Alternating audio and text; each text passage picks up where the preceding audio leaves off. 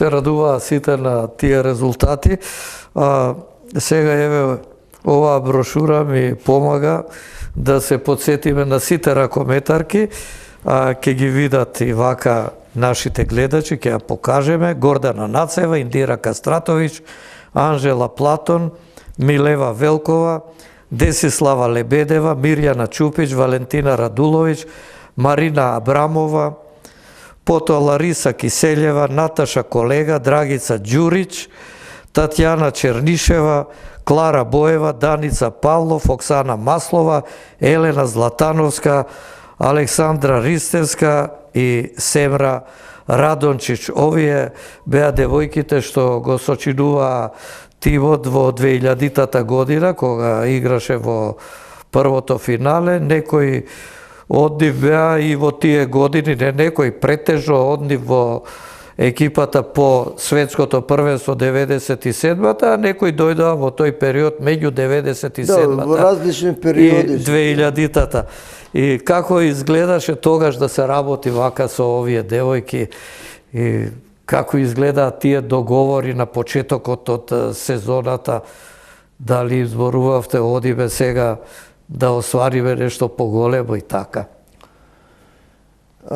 Домашните играчи, односно нашите играчи створени во клубот и во Македонија, работеа многу вредно и солидно. Но на играчите кои дојдеа во клубот беа врвни и со нив беше лесно да се работи. Ако држиш тренинг, јас ако држав тренинг со професионалки од страна, тие после тренингот вика фала професоре.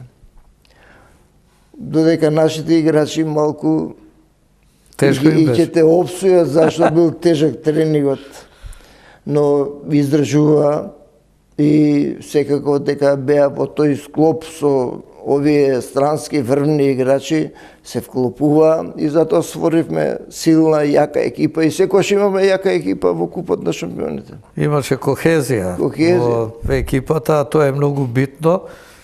Домашните играчи да се вклопат со оние од надвор и квалитетот и нивниот да се подигне, да дојде до нивото на една Кастратовиќ, например. Таа кохезија не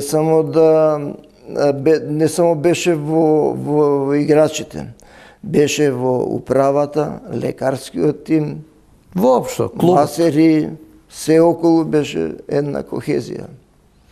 И играте прво финале во 1999-та, 2000-та надпреварувачка година, и веќе почнуваат подготовките за освојување на таа титула во 2002, па за тие 2 години 2000-та, 2002. И репрезентацијата и Кометал Ѓорче Петров. Се беше практично подредено на тоа да постепено Трифун како човек не брзаше да освои шампионска титула. Ние 10 години го градевме тимот и еве таа 2002 успеаме. Од 2000 до 2002 практично ние го свараме тимот, ги свараме играчите, со учество на турнири, со учество во Купот на шампиони. Се разбира дека секогаш не беше успешно затоа што имаше силни екипи. И другите се подготвуваа исто како вас и целта на сите беше иста. Но тоа искуство на играње со најсилните европски екипи нас не доведе до 2002 до шампионската титула. Но морам да кажам дека 2002 година до 2002 година нас не дојде еден врвен играч покрај нашите играчи што беа квалитет игра. Тоа е Бујанова од Волгоград и Малакова. Тие беа Бујанова беше прогласена на светското првенство во Германија за најдобар светски играч, најдобар центар. А беше многу интелигентна, паметна. Се што ќе ги кажеш, она го спроведуваш. Ако играме таа варијанта напад, ако ги кажеш тоа, она безпрекорно го извршува. Тоа не беше као некоја наредба, као моја сугестија беше тоа, но она беше го прифаќаше тоа и гледаше да го реализира. Беше способна да го прифати тоа и тоа го реализираше. Квалитетите ја овозможуваат да реализира се. А во Русија веќе се откажаа од неа, затоа што имаше проблеми со кукот на пороѓај, мислам дека нешто проблеми со кук, тоа играше и со инекции, ама беше играч. Врвен играч. И таа 2002 играше, влезе во форма, едни одлични подготовки направивме во Маврово, во Копаоник и влеговме во една безпрекорна форма.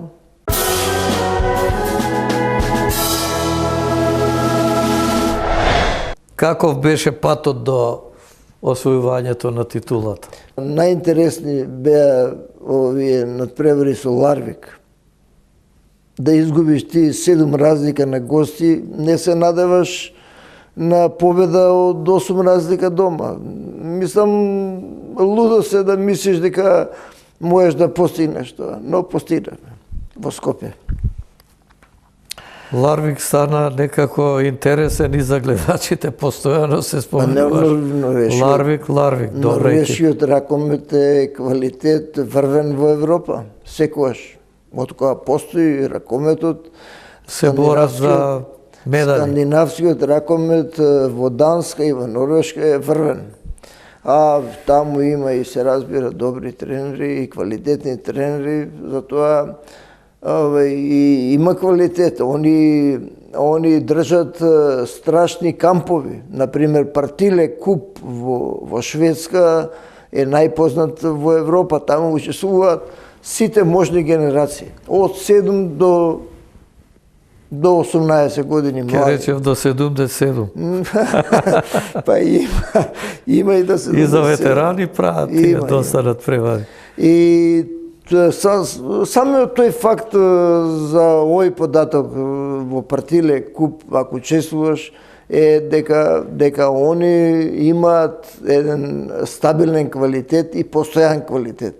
Имаат и систем, организиран и се знае. А башка и други работи. Знаат што сакаат и како се стига до она што го посакуваат.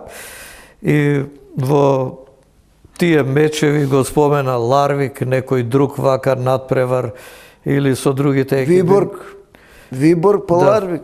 Виборг па Ларвик, со Виборг како изгледа надпреварите. Добро, стручен аспект таму во соблекувална договори. И тоа, инаку на терен гледавме сите што се случува. Знаете што?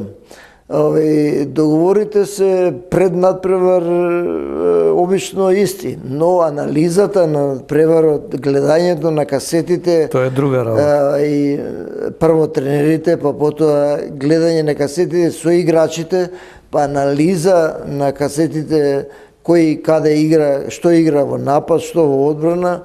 Тоа све се подготвува пред надпреварот. А пред надпреварот во соблекувалната само се она што е договорено да се реализира. Посветуваме на она што треба да се направи и што треба да се реализира. Нас ни одеше со данските екипи. Некако посебно ни оди со тие скандинавски екипи. Не знам на кој начин, зошто и како. Па инспирација дека таму се игра добар ракомет и викате да се докажеме. Може би тоа, може би тоа што играчите се свесни дека норвешките, данските играчи се секогаш физички спремни, технички спремни, тактички спремни и дека треба максимум да пружиш за да ги надираш. Значи мора тука да се запне, што велиме, од петни жили за да се дојде до победа. Кометал Ѓорче Петров го отвораше патот и стигна до финалето со Херц. Ајде сега за тие две средби во Будимпешта и во Скопје.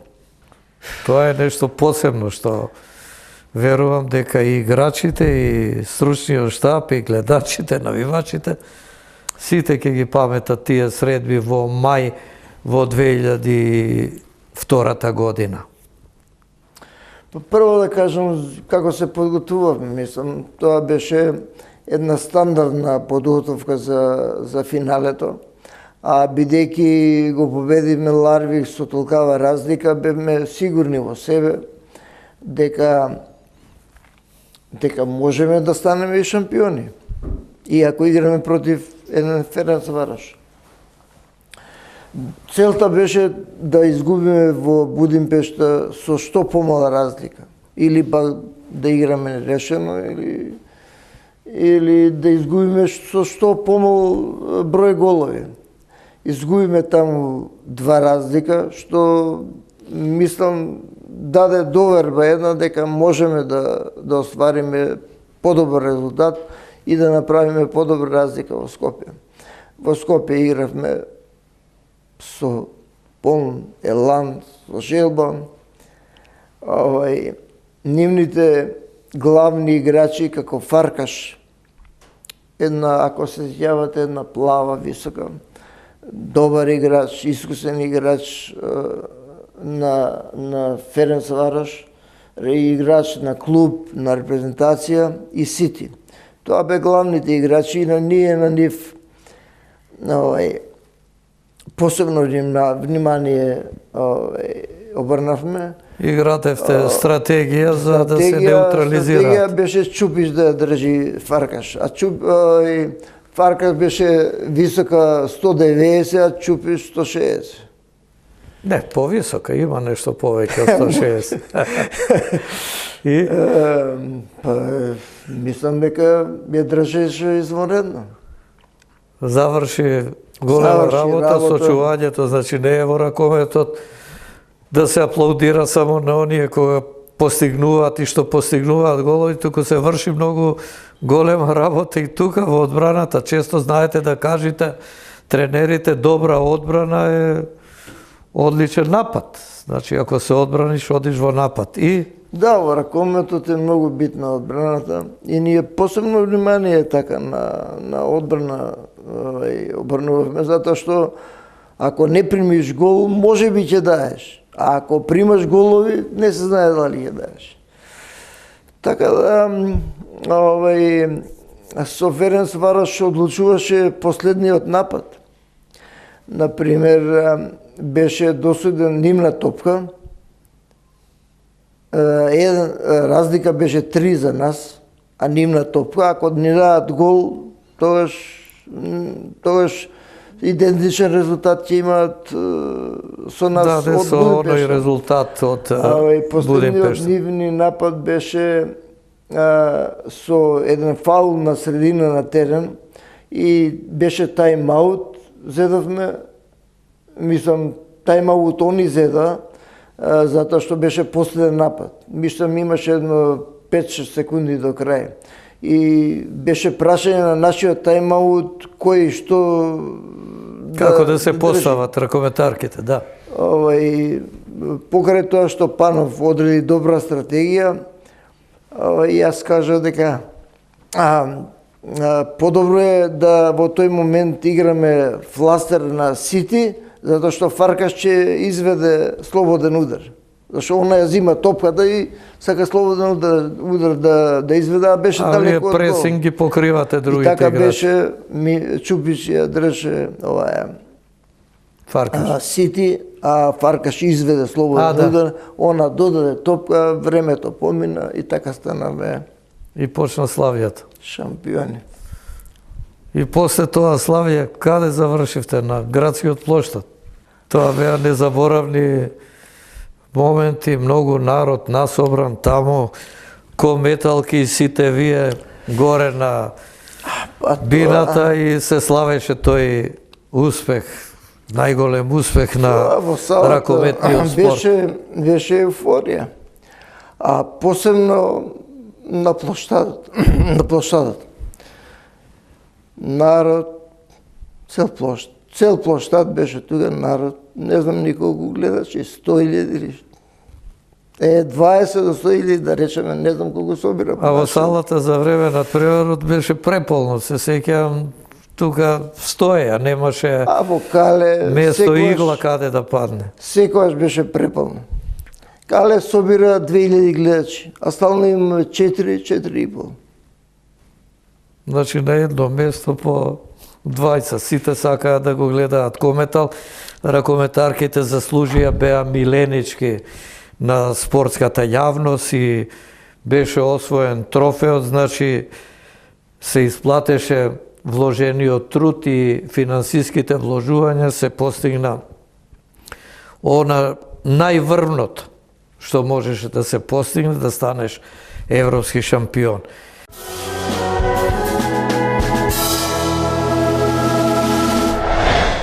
И потоа доаѓаат едни години кога очекувавме Кометал Ѓорче Петров да го зачува тој тренд на резултати. Следната година го зачува, ми се чини стигна и до финалето повторно. Загубиме во финале од Шлагензе, од Данска. Тогаш играше Радулович во Шлагензе, таму отиде, таму играше и практично таа ги даде одлучувачките голови во Кале. Мислам, тоа беше еден пораз неочекуван, мислиме дека тука ќе освоиме шампионска титула, но се разбира дека секогаш во спортот не е така како што замислуваш, има и други моменти и се разбира изгубивме. Изгубиме од наши играч практично, Радулович. И не беше некој резултат, некоја голема разлика, еден-два гола, дали? Еден гол беше разлика. Пораз од нив, тие освоија титулата, Радулович тогаш прв пат се искачи на врвот на европската сцена со Шлагензе.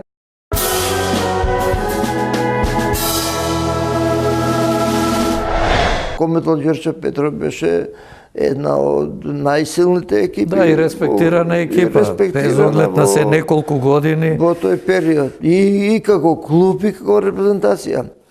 Ти што помислуваше во тие моменти, на што да се определиш? Па јас морам да ви кажам дека дојда други тренери кои мислам дека не беа толку квалитет како што беше Александар Панов. Тој знаеше да почитува и домашни тренери, и домашни играчи. Мислам дека другите тренери не беа толку квалитетни. И ти полека како да и јас креваш раце, опаѓа твоите амбиции? Не кревам раце, но работев доста со млади играчи, бидејќи имавме ние тим. Тоа ме интересира да го кажеш, ти кај продолжуваш после тоа? Бидејќи јас формирав со управата, се разбира, формирав школа ракомет на Кометал Ѓорче Петров, во која имаше преку 30 школи членови. Израстаа многу ракометарки за втората екипа на Кометал, Евростандард. Да. Кометал и Евролинк. Имаме 3 екипи кои се такмичеа во лига и дури Евростандард Една година со Кометал во финале и куп, што беше двете екипи во финале на куп ќе победиме првата екипа, јас бил тренер на Евростандард. На тоа, точно. Во Кавадарци. Знам дека Евростандард јас го водев, втората екипа, и учествувавме на куп на ЕХФ со Полска, во Полска одевме. Изгубиме од полјаците, беа силни доста, тоа беше млада екипа на Кометал, младинска екипа, Евростандард, втората екипа. И знам дека патувавме преку Софија. Сите играчи се помина преку царина, преку контрола. Јас последен, вика, нема место во авионот. И ти? Како нема место, дојде овој пилотот, дојде организатори тамо, вика, овој тренер, вика, на екипова што иде тамо, како тоа да нема место. Нема, вика, нема место. И се вратив од Софија во Скопје. И со управата, тука им кажав дека вака и вака. Како е тоа, се чудат, така, викам, нема место во авион. После отидов утре ден да се бајле од Скопје за Белград, од Белград за Краков, и таму ме земаа со кола И стигна и на така крај. во Лублин стигнав.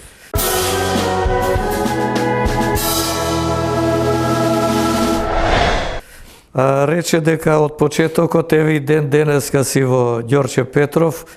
Сега што работиш таму, на која позиција си? Имаш школа, имаш ракометари, ракометарки, зашто последен пат кога те барав по телефон за да се договориме за ова снимање, ми рече, еве во сала сум, има ракомет. И слушав тамо детски жагор, нешто викање, прање, удирање на топка и така. Сега сум тренер професионалец. Зоки, знаеш како станав тренер јас?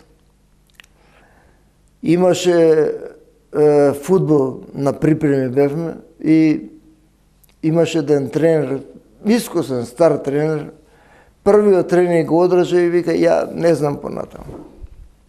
И фудбалерите тие ми викаат, ајде ти радиш Ова зборуваш за Рудар, Ѓорче Петров, потоа Југо. А беме во припреми во Маврово, за квалификација играме.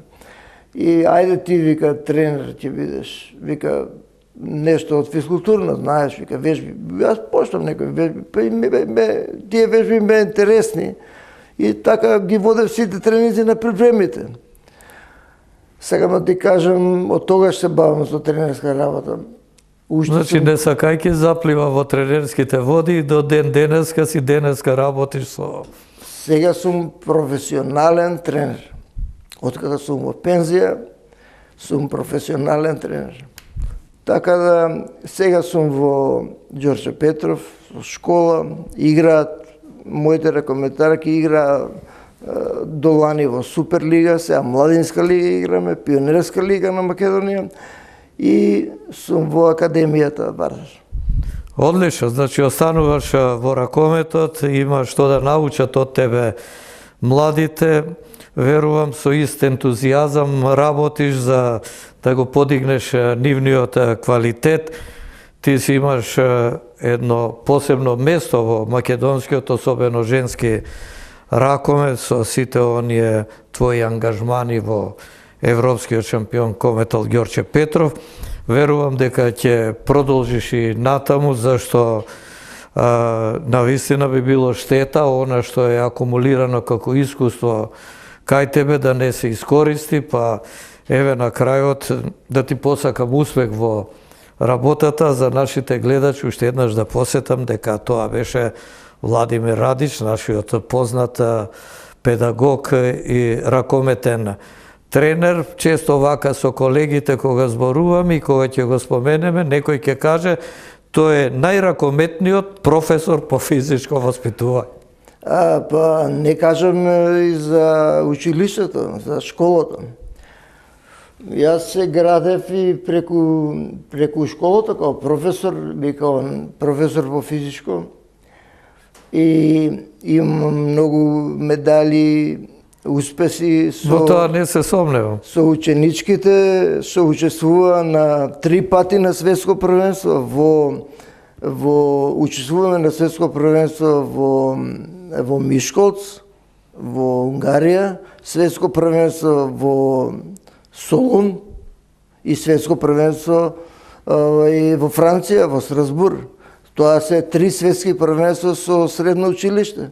Тоа нема... Ретко кој успеал тоа да го оствари. Не ретко, кој мислам дека... Ги нема. Нема во Македонија, нема.